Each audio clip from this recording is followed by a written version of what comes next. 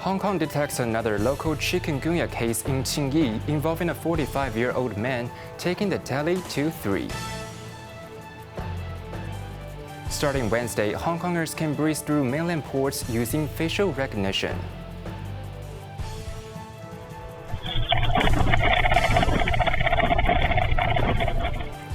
And a powerful earthquake hits northern Afghanistan, killing more than a dozen.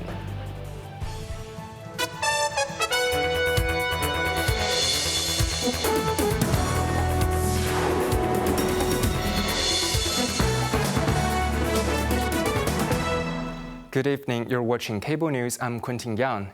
Health authorities have identified a 45-year-old man living in Tsing Yi as the city's third locally acquired chikungunya case, stating that the new infection has no links with the previous 2 local cases in Wong Tai Sin. The Center for Health Protection confirmed that the patient lives in Mount Haven on Liutou Road, Tsing Yi Island. The discovery follows 2 previously identified local cases, one 82-year-old woman and a 55-year-old school janitor linked to the Fung Tak estate in Wong Tai Sin. To date, Hong Kong has recorded 55 chikungunya cases this year, with the vast majority being imported. Starting Wednesday, Hong Kongers will be able to access facial recognition gates at more mainland checkpoints, allowing for faster border clearance. Meanwhile, 5 more ports in Guangdong will be designated entry points eligible for the 240-hour visa-free transit policy. Jamie Liu has more details. Eligible users of the intelligent fast lanes include Hong Kong residents aged 14 years or older with a valid mainland travel permit.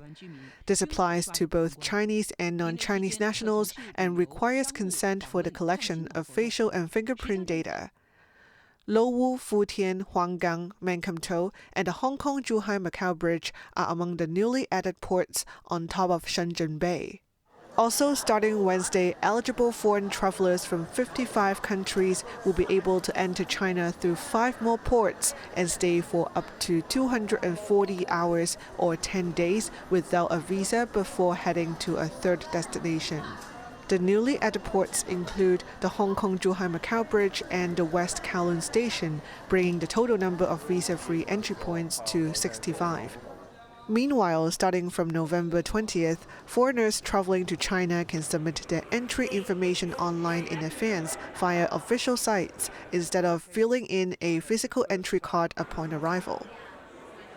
Other new immigration policies announced by Beijing include expanding a talent visa to more mainland professionals in legal, scientific research, and other fields. Valid for 1 to 5 years, these visas allow holders to stay in Hong Kong for up to 30 days per visit.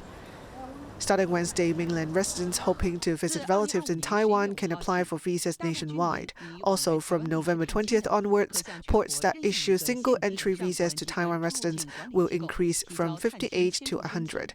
Jamie Liu, Cable News. The cash-strapped CUHK Medical Center is slashing service fees for approximately 1,000 services starting this month, with more fee adjustments to come next month. Evan Bai shares more. Following the review of more than 1,300 service fees, the CUHK Medical Center said 74% of these will see price reductions, ranging from 2% to double digits, covering services in ophthalmology, endoscopy, and general surgery. More than 300 fee items will remain unchanged, while 13 items will see price increases. Meanwhile, the charges for gastroscopy will vary depending on the number of polyps removed. The additional fees for operating theater will now only apply after 10 p.m. compared to the previous implementation time of 6 p.m. The medical center also plans to reduce logistical staff, resulting in yearly wage savings of roughly $20 million. Chong Kin Lai, Chief Executive Officer of the medical center, stated that since taking office recently, he has gathered feedback from various sectors regarding the hospital, including concerns about high prices. The price adjustments are aimed at transparency and affordability, with the goal of providing more treatment options, enhancing service flexibility, meeting market expectations, and optimizing the fee structure, Chung added. The second phase of fee adjustments is scheduled for next month, covering services in gynecology, orthopedics, and chemotherapy. Evelyn Bai, Cable News. A lawmaker said the park and fly portion of the southbound Travel for Guangdong vehicle scheme has attracted some $200 million to create accounts for application on the first day of application, drawing good responses. Meanwhile, the Hong Kong Automobile Association urged the government to simplify the proof of address process for those drivers staying over in the city. Evelyn Bai has more.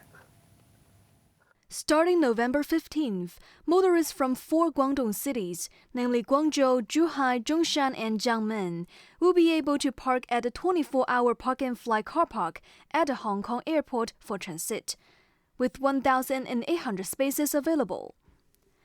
The airport's online booking system showed that applications for some morning time slots for the day were already fully booked. 有大概超過200個嘅內地嘅居民。 Taking to the airwaves, lawmaker Tsing Yi cited the airport authorities stated that more than 200 mainlanders created accounts on November 1st when the application opened. So he believed that the demand will exceed supply if the program expands to the entire Guangdong province. For motorists hoping to enter the urban areas in the second phase in December, they are required to submit several documents, including proof of address in Hong Kong.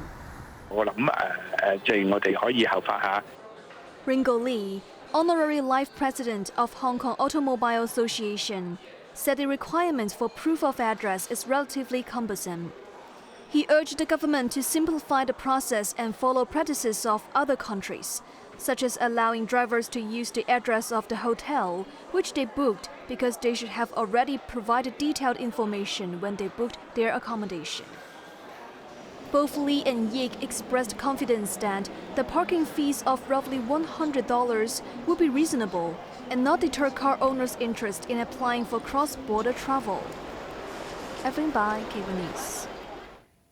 The government has suspended Hip Hing Construction from tendering for public works contracts in the buildings category after a fatal industrial incident occurred at the contractor's Sao Mau Ping site yesterday, where a scaffolder plunged to his death.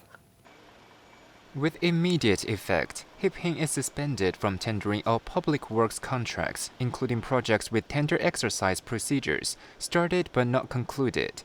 Meanwhile, the company has to conduct an independent safety audit and is required to submit an improvement action plan and implement remedial measures according to the outcomes of the safety audit. In addition, subject to the findings of the Labor Department's investigation, further regulating actions on the contractor may be imposed, including extension of the period of suspension and even removal from the approved contractor list. In a 4-year DNA testing program to screen adults for young onset diabetes risk, the Chinese University of Hong Kong has discovered that nearly 2,000 adults in the program who are obese, smoke, or have a family history of diabetes are high risk, with each having over a 50% chance of developing diabetes within the next decade. Evelyn Bai reports. 1 in 10 Hongkongers has diabetes, with 1 in 5 patients diagnosed before the age of 40, marking a concerning trend toward younger onset. The Outreach Initiative, launched in May last year, is targeted at those aged 18 to 44 who do not yet have a diabetes diagnosis but have at least one risk factor, such as central obesity or family history of the condition. Saliva DNA testing is used to identify high-risk individuals with a genetic predisposition and innate risk to diabetes. The pre-screening can allow more cost-effective early intervention. Doing this pre-screening would then allow us, to really just do 100. We already detect 8 people have diabetes, and nearly, half of them have very high-risk profile. And if we follow these people, it's very likely that we can catch them early. So that is the whole idea about precision. Right, and I think that is a very, very important point. And also the important point is, because this is a lifetime risk. So even today, you say, oh, you have no diabetes, right? Whatever test you use, doesn't mean that you don't have it in the future. With 800 million people living with diabetes worldwide, and half of them in Asia, Hongkongers are urged to stay alert, especially those with obesity, which further raises the risk of developing diabetes. Evelyn Bai, Cable News. At least 20 people have died and hundreds more injured after magnitude 6.3 earthquake struck northern Afghanistan. Local authorities have confirmed, with the toll expected to rise as rescue efforts continue. Best Learn reports.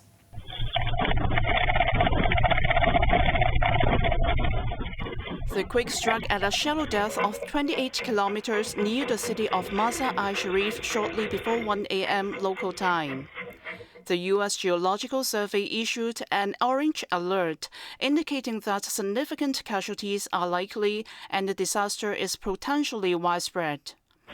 The Taliban government health ministry reported the preliminary death toll of 20, with approximately 530 people injured across the northern Bagh and Samangan provinces. Officials have cautioned that these numbers are expected to rise as rescue efforts continue. The quake led to a power outage across the country, including in the capital city of Kabul, after electricity lines from Uzbekistan and Tajikistan, major suppliers of power to Afghanistan, were damaged.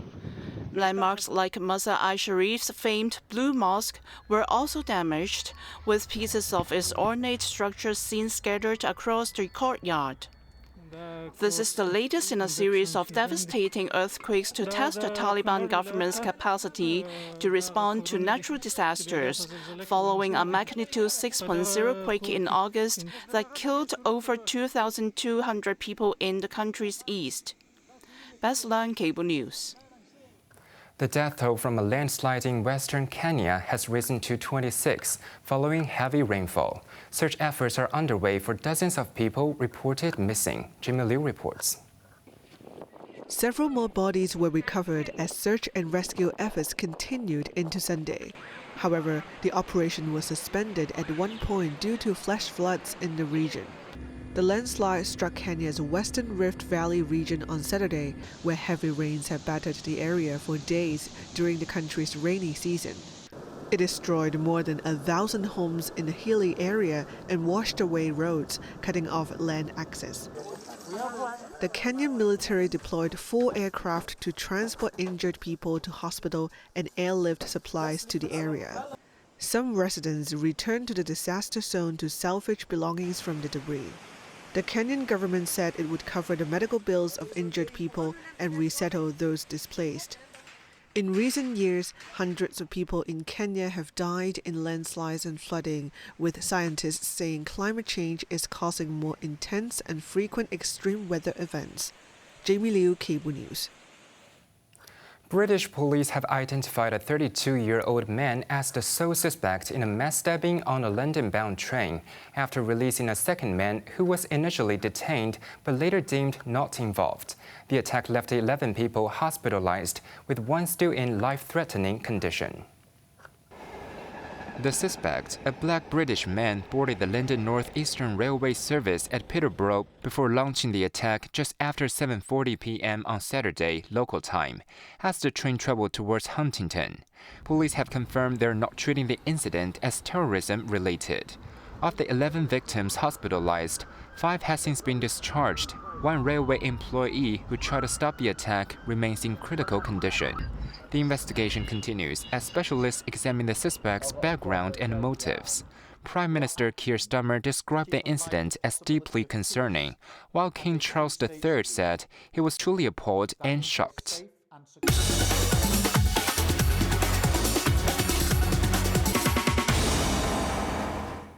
Now let's take a look at the stock market. The Hang Seng Index surged 251 points. Top active stocks of the day: Alibaba was down $1.90. Tencent was down $1. SMIC was down $2.15, while AIA was up $4.50. On to the weather now. Cloudy and slightly cooler with 1 or 2 light rain patches. Temperatures will range between 21 and 23 degrees. And that's our news tonight. I'm Quentin Yang. Thank you for watching. Good night.